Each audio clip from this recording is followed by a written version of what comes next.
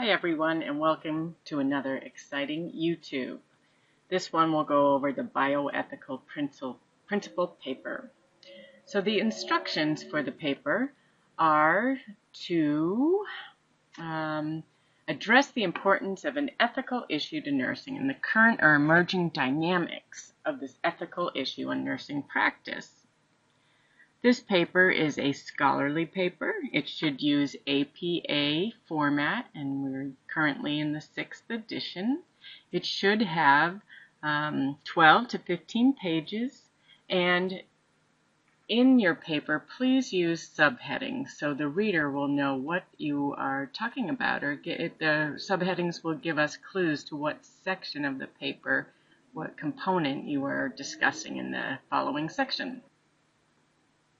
The paper should include the following subheadings: issues and dimensions, the relevant ethical theory and principles, ethical and cultural dynamics, the position of nursing, the writer's personal views and policy recommendations.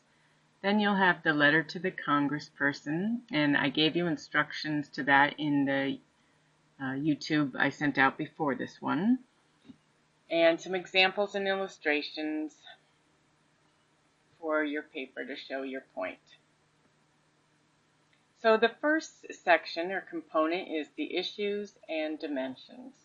In your rubric it says to clearly demonstrate understanding of the ethical issue, the importance to nursing, the current or emerging importance of the ethical issue for nursing practice, and some of the national policy surrounding the issues.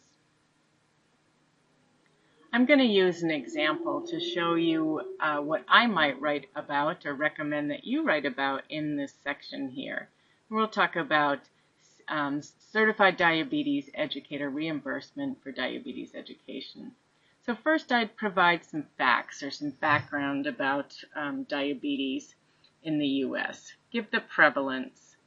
Also give some ideas about the burden this has on the U.S. Here I give some estimates about the total cost, direct and indirect, of diabetes in the U.S. Next, I say how diabetes is managed, and the large amount of diabetes is managed by the person with the condition, use of diabetes self-management education.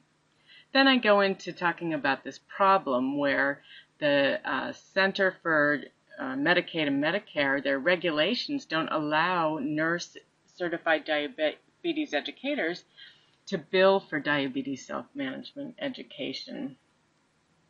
Some of the providers that are out in the field managing people with complex diabetes have barriers to providing diabetes education because of getting reimbursement, the time it takes, and the ability for people to get to the office or access to care, and patients following up on their follow-up recommendations. So diabetes educators have a role in helping healthcare providers manage their patients with diabetes and overcoming these barriers. So then I go in a little bit more and tell about how the current requirements for the reimbursement of diabetes self-management education and the current Medicare approved providers. So you notice that nurses are not on this list. So reimbursement for diabetes self-management education is determined at the national level and also at the state level. This slide provides a representation of where diabetes or telehealth is actually covered. So it's important to know how Medicare and Medicaid reimburse for telehealth and diabetes self-management education delivered remotely, because as CMS makes their decisions, private insurances generally will follow this. So this is all some background information I would give about the issues and dimensions of diabetes self-management being delivered remotely. Next, you're to look at the relevant ethical theories and principles, And the rubric says clearly demonstrate understanding of relevant ethical theory and principles. So go back to your book for this. Use the Beauchamp and Childress book to review the theories and principles. Sakai resources in Module 3, I do have a PowerPoint on the theories. You're welcome just to copy and paste one of those slides right into your presentation when you're doing it at the end.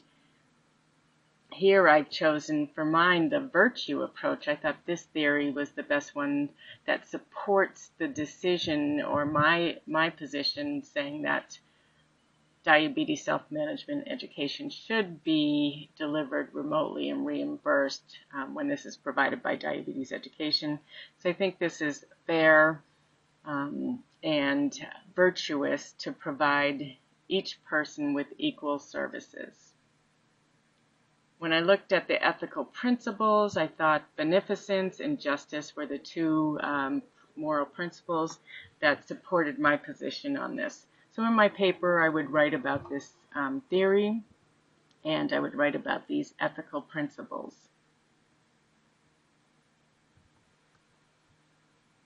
In the next section, you write about the ethical cultural dynamics. So these would be things that are specific to the population where this, where your bioethical issue is relevant. So in diabetes education, we really look at how people have access to insurance, to health care, to healthy food and environments. In your specific bioethical issue, there might be some other ones, such as religious beliefs and what are the cultural and social norms. The next section of the paper is with regards to nursing profession, the policy and recommendations, and personal position. So let's look at these one by one and unpack each of the components. So you can use the Code of Ethics for Nursing to back up the position of nursing with regards to your bioethical issue. So here I just went through all the provisions of the ethics and I said which one really pertains to the issue of reimbursement for diabetes self-management education. So I thought that the nurse should practice with compassion and respect, and also with regards to the uniqueness of every individual, unrestricted by considerations of social or economic status. So here really, that all people should have equal access to health care. Also provision 3, that I should advocate for this. Provision 4 says that I can determine the appropriate delegation of tasks. And provision 7 says that I should contribute to the advancement of the profession through contributions to practice, education, administration, and knowledge development. So these are really the things that are supporting my professional position on this issue here. And this Code of Ethics backs up and supports me. I can also look to the Institute of Medicine's Future of Nursing report, where they state that nurses should practice to the full extent of their education and training. So this means diabetes self-management educators, nurses should be able to provide this education. It's within their scope, and they should be doing it and being reimbursed for it. The next section is the policy section. So you want to look at different policies with regards to your bioethical issue, and ways you can do this is by going to Google and searching policies for abortion or policies for telehealth reimbursement, policies for stem cell research. So you can do that, and then you can also go to the govtrack.us that we talked about in class and see what kind of healthcare policies are out there, or bills that are being presented that support or don't support your bioethical issue. For example, the one that I looked at here was AB 415, that all licensed California health professionals would be okay to use and be reimbursed for telehealth. This bill would like to expand providers who can use telehealth. And if you look at the list here, the ones in red are the ones that they want to add to being telehealth deliverers and reimbursed for that service, and registered nurses is right on there. You can also think about who else, what are the other stakeholders that have a say or are influenced by this bioethical issue.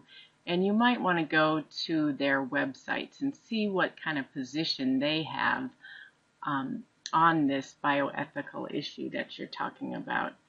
Position statements are written by these professional organizations and reflect the knowledge and direction that these professional organizations choose to take. Health. And then this would really speak to the part of the paper about the professional organization's position. So it says nursing position statement, but you also want to consider who else is influenced by this bioethical issue that you're presenting. And you can look at what their position statements are and include those in the paper. The last part of this section of the paper is your personal position. So you want to say, in conclusion, this is my personal position on this, and this is the evidence that supports this. And then this is most likely the position that you will take when you are writing your letter or ask. And the instructions for this part of the paper have already been provided. But this whole paper should really lead up to this part. So you're really telling a story, making an argument of why you believe that we should take this policy stance, and then you're going out advocating for your patients by writing a letter or a one-page ask to a congressperson. Remember that you also get points for correct grammar in APA format. So if you're having any issues with these, with your grammar APA formatting, please see the Writing Center and they can help you with that. So that's it. I hope this has been helpful in reviewing your expectations for the bioethical issue paper. Please email me if you have any further questions. Good luck.